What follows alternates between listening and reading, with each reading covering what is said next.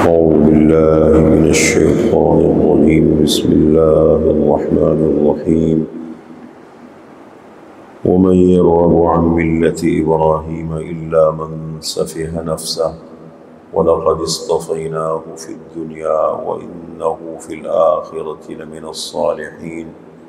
إذ قال له ربه أسلم قال أسلمت لرب العالمين. ووصى بها إبراهيم بنيه ويعقوب يا بني إن الله اصطفى لكم الدين فلا تموتن إلا وأنتم مسلمون. أم كنتم شهداء إذ حضر يعقوب الموت إذ قال لبنيه ما تعبدون من بعدي قالوا نعبد إلهك وإله آبائك إبراهيم وإسماعيل وإسحاق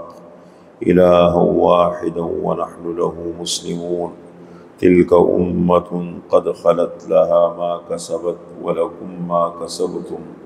ولا تسألون عما كانوا يعملون. آج میں نے تلاوت کی ہے 132 133 اور 134، کیونکہ ایک ہی مضمون ہے، میں ان کا ترجمہ دوبارہ کر دیتا ہوں۔ حضرت ابراہیم علیہ السلام کا ذکر ہو رہا ہے، پہلے بنی اسرائیل کا ذکر ہوا، اب حضرت ابراہیم۔ چونکہ حضرت ابراہیم علیہ السلام کی شخصیت بڑی مسلم شخصیت تھی، یہود اپنا مانتے تھے ان کو، اپنے آپ کو پیروکار بتاتے تھے ان کا، نصارہ کہتے تھے ہم ملت ابراہیمی والے ہیں، اور مشرکین عرب، جزیرۃ العرب کے جتنے مشرک ہیں وہ ملت ابراہیمی ہونے کا دعویٰ کرتے ہیں۔ تو یہاں پر اللہ نے حضرت ابراہیم علیہ السلام کی ملت کا ذکر فرمایا وَمَن يَرْغَبُ عَن مِّلَّةِ إِبْرَاهِيمَ إِلَّا مَن سَفِهَ نَفْسَهُ، اور اعراض نہیں کرتا ہے حضرت ابراہیم علیہ السلام کی ملت سے، اور منہ نہیں موڑتا ہے حضرت ابراہیم علیہ السلام کی ملت سے، الا من سفہ نفسہ، مگر جس نے اپنے نفس کو حماقت میں ڈالا، جو بے وقوف ہے، جاہل ہے، وہ حضرت ابراہیم علیہ السلام کی ملت سے، دین سے اعراض کرے گا، اس لیے کہ حق دین ہے قیامت تک کے لیے۔ وَلَقَدِ اصْطَفَيْنَاهُ فِي الدُّنْيَا، اور البتہ تحقیق ہم نے چنا تھا حضرت ابراہیم علیہ السلام کو دنیا میں۔ ابراہیم علیہ السلام کے بعد سے لے کر جب وہ تشریف لائے قیامت تک انہی کی ملت ہے، ہم نے ان کو، ان کی اولاد کو چن لیا۔ وَإِنَّهُ فِي الْآخِرَةِ لَمِنَ الصَّالِحِينَ، اور بے شک حضرت ابراہیم علیہ السلام آخرت میں البتہ نیک لوگوں میں ہوں گے۔ اِذْ قَالَ لَهُ رَبُّهُ أَسْلِمْ، جب فرمایا حضرت ابراہیم علیہ السلام سے ان کے رب نے، اسلم، ابراہیم فرما بردار ہو جا، ہمارے حکم کے سامنے سر تسلیم خم کر لو۔ قال، حضرت ابراہیم علیہ السلام نے فرمایا، اسلمت لرب العالمین، میں فرما بردار ہو چکا ہوں رب العالمین کے سامنے۔ ان صلاتی ونسکی ومحیای ومماتی للہ رب العالمین، میری قربانیاں، میرا جینا، میرا مرنا، میرا سب کچھ اللہ کے لیے ہے۔ وَوَصَّى بِهَا إِبْرَاهِيمُ، اور وصیت کی حضرت ابراہیم علیہ السلام نے اس ملت پر رہنے کی، تاکید کی، وصیت مانے اور تاکید کی، وصیت کی حضرت ابراہیم علیہ السلام نے بنی ہی اپنی اولاد کو، 5 بیٹے تھے، ان میں سے 2 بڑے مشہور ہوئے، حضرت اسحاق علیہ السلام اور حضرت اسماعیل علیہ السلام، ان کی اولاد میں نبوت کا سلسلہ چلا۔ حضرت اسحاق علیہ السلام کی اولاد میں بنی اسرائیل کے سارے پیغمبر آئے، اور حضرت اسماعیل علیہ السلام کی اولاد میں رسول اللہ صلی اللہ علیہ وسلم تشریف لائے۔ اس کے علاوہ 3 بیٹے اور تھے، ایک کا نام تھا مدین، جن کے نام پہ مدین شہر ہے، ایک کا نام تھا مدائن، ان کے نام پہ بھی شہر ہے، اور ایک کا نام تھا قیدار، یہ بیٹے تھے ان کے۔ تو حضرت ابراہیم علیہ السلام نے وصیت کی اس ملت پر قائم رہنے کی اپنی اولاد کو، وَيَعْقُوبَ، اور یعقوب علیہ السلام نے بھی کی تھی۔ یعقوب علیہ السلام حضرت ابراہیم علیہ السلام کے پوتے ہیں، اسحاق علیہ السلام کے بیٹے ہیں، حضرت یوسف علیہ السلام کے والد ہیں، ان کا لقب اسرائیل ہے، انہی کی اولاد کو اسرائیل کہا جاتا ہے۔ وَيَعْقُوبَ، یعقوب نے بھی یہی تاکید کی تھی، یا بنیّ، اے میرے پیارے بیٹو، ان اللہ اصطفیٰ لکم الدین، بے شک اللہ تعالیٰ نے چنا ہے تمہارے لیے دین کو، تمہارے لیے دین کو اللہ نے چن لیا ہے۔ فلا تموتن الا وانتم مسلمون،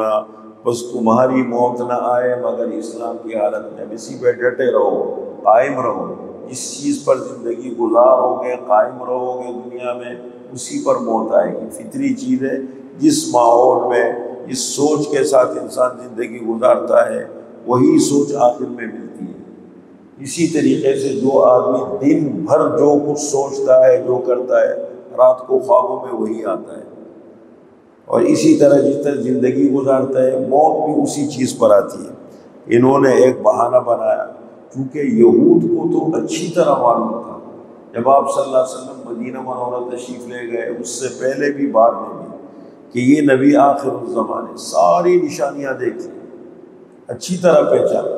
بس بہانے، جب آدمی نہیں مانتا نا پھر بہانے بناتے۔ ایک بہانہ یہ بنا، اصل میں بات یہ ہے کہ ہم تو مانتے ہیں کہ آپ نبی ہیں،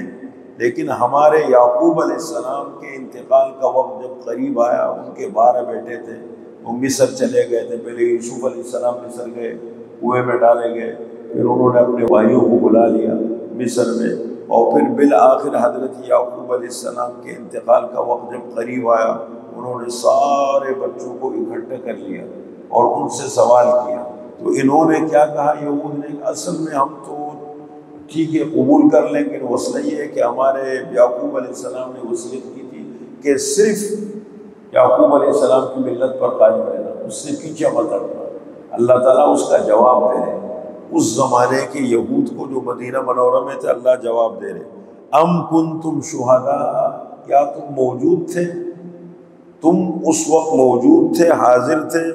اذ حضر یعقوب الموت، جب حاضر ہو گئی حضرت یعقوب علیہ السلام کو موت، جب ان کے موت کا وقت آیا، اذ قال لبنیہ، سارے بچوں کو اکٹھا کیا، اذ قال لبنیہ، جب انہوں نے فرمایا اپنے بیٹوں سے، ما تعبدون من بعدی، میرے بعد تم کس کی بندگی عبادت کرو گے، سارے بچے بیٹے 12 کے 12، اذ ما تعبدون من بعدی، میرے بعد کس کی بندگی عبادت کرو گے، قالوا، سب بچوں نے کہا، نعبد الہک، ہم عبادت کریں گے آپ کے معبود کی، وَإِلَٰهَ آبَائِكَ، اور آپ کے باپ دادوں کی معبود کی، کون ہے، ابراہیم اور اسماعیل اور اسحاق کی، الہًا واحدًا، ایک ہی معبود کی بندگی عبادت کریں گے، وَنَحْنُ لَهُ مُسْلِمُونَ، اور ہم اسی اللہ کے لیے فرما بردار ہیں، ان کے ملت پر، ان